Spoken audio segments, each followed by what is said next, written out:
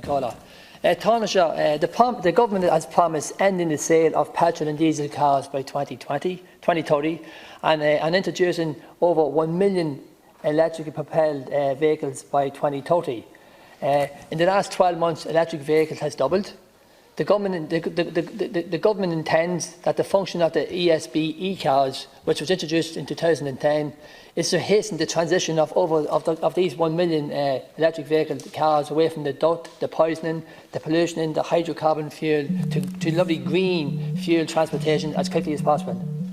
Upon his Tánaiste, the government has given since 2010 37 million to the ESB to install these electric points. So my gripe here at the moment is, presently we have 1,200 power points. There's some standard and there's some quick.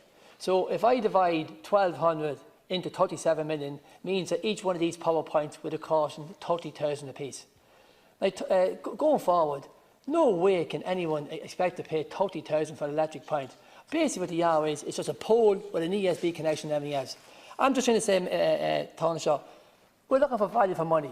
I was lucky enough last weekend to get a loan of an electric car, and I drove it all around Dublin and everything else, and to be honest, it was absolutely fantastic.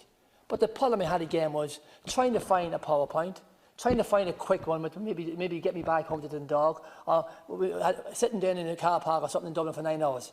And I've spoken to a lot of drivers of these electric cars, and they've a great time with them. But the problem is they've got a 50-50 chance of finding a power point, and they have a 50-50 chance of finding a power point where they want it. So listen, I'm 100% behind electric cars, but Tánaiste, we have to put a plan in place. I don't think charging 30,000 euros for one electric point is value going forward. Tánaiste or the relevant minister to respond at a later stage. Yeah, no, well, I mean, just a brief comment. I mean, first of all, the vast majority of electric cars will actually tell you where the nearest power point is. I mean, that's the technology in them, and that the technology will continue to improve. There is a problem, though, with sufficient numbers of charge points, and there's a problem with sufficient numbers of fast charging power points too, particularly for people on motorways and so on.